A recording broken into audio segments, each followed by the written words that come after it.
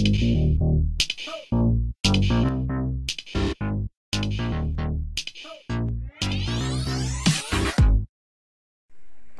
mga ka-agri, kumusta po? Ngayon matutunghayan po natin ang isa sa mga kwento ng isang ka-agri po natin. So gusto po niyang ibahagi o share ang kanyang kwento para sa ganun, malay mo may matutunan po kayo mga tips about farming. So madami po tayo mga video na naibahagi na sa tulong ng mga ka-agri natin dahil sila po ay nagpapadala ng kanilang video about po sa kanilang mga tanim, kung anong mga insecticide, fungicide, fertilizer na ginamit. So sa mga gustong i-share ang kanilang kwento, so willing naman po akong tumanggap ng inyong ipapadalang video. Para sa ganon, maibahagi po natin sa ating mga ka-agri ang inyong kwento.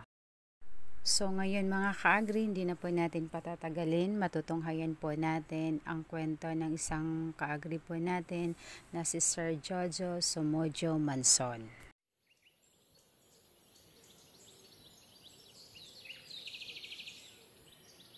Mga kasaka, good morning. So update ko po yung sa palay ko mga kasaka. Ito na po siya mga kasaka. Kahapon nag-apply po tayo ng ano nito, pataba. Ang gamit natin is 14 at saka 21 lang din. So nasa ano na po to siya kasaka, nasa 37 days, no? Yan na po. So ano lang po to kasaka, isang gamit lang po to ng ano, ng herbicide. Wala na po itong follow up. So mayroon mga nakalusot pero goods na yan. Yan nakikita nyo yung green na green. Yan ano po yan, damo. Pero goods na yan makasaka. Wala na yan problema, no. Kaya natin yan ibutin. So ito po siya makasaka, oh. Yan. Yan po makasaka. So then kahapon din kasaka, pag ano natin ng abono nito, so ano na din ng ano, pang insekto.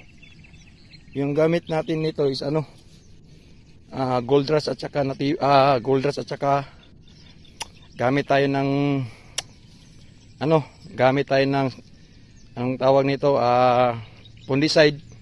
Yung gamit natin dito is ano, Simbayo. So yan na po sila, oh. Yan. So goods na goods po to siya kasaka. So yung variety natin is ano to, red beetin. So pula po to siya mga kasaka, no.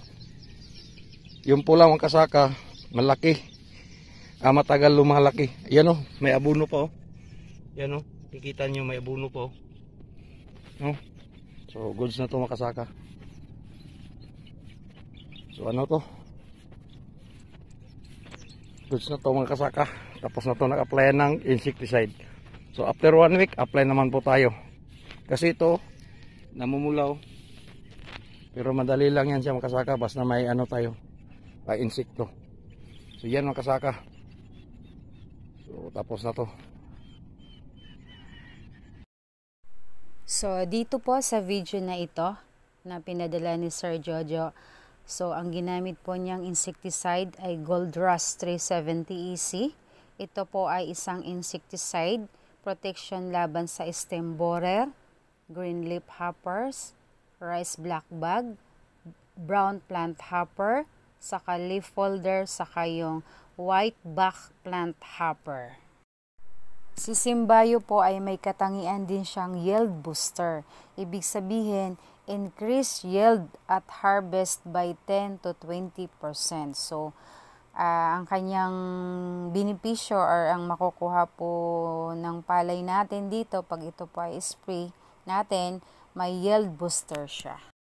Dito na tayo sa dosage rate. So pag gumamit po tayo nito, kailangan lang natin ay 20 to 25 ml per 16 liters na tubig or knapsack sprayer. So dito po tayo sa paraan ng paggamit. So 30 to 45 days after transplanting o kaya days after seeding.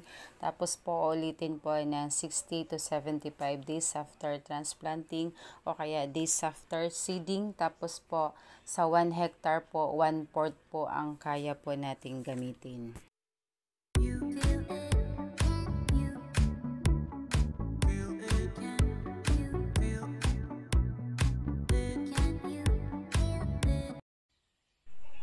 Shout out po sa lahat ng mga subscribers ko, sa lahat ng viewers ko, sa lahat po ng members ko.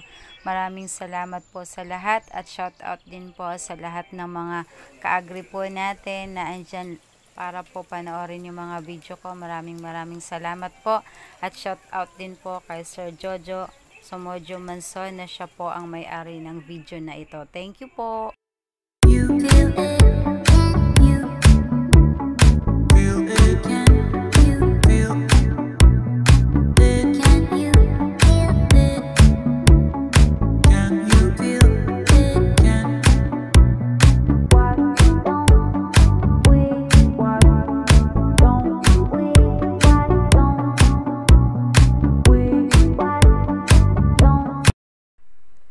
Ay, pasensya na mga ka-agri, ito hinabol ko po at muntik ko nang makalimutan.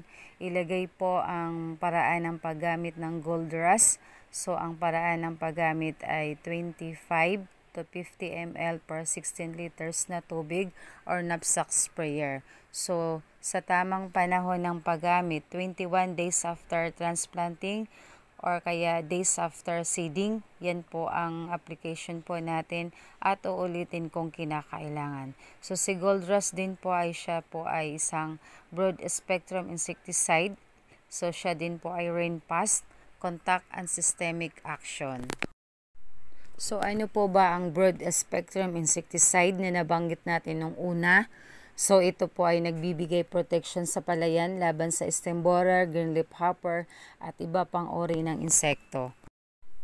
Siya po ay rain fast, ibig sabihin hindi nahuhugasan ng ulan 2 hanggang 4 na oras pagkatapos mag-spray. So hindi ka na mangangamba na pag ulanin, mawawala na yung bisa ng gamot. So dahil may rain fast po siya. Siya din po ay contact and systemic action. Ibig sabihin, patay lahat ng insektong tatamaan sa oras ng pag-spray at nanonood sa dahon hanggang ugat para sa matagalang proteksyon. Si Simbaya mga ka-agri ay systemic foliar fungicide para sa palay. Ito po ay laban sa dirty panicle diseases and sheath blight. Ito din po ay rain fast, hindi nahuhugasan ng ulan. Matipid po siya dahil 250 ml per hectare po or 1/4 po ang kailangan natin per 1 hectare. So ito din po ay may yield booster para tumaas po ang ani po natin 10 to 20%. Si Simbayo po mga ka-agri ay Defeconazole plus Profeconazole. Yan po ang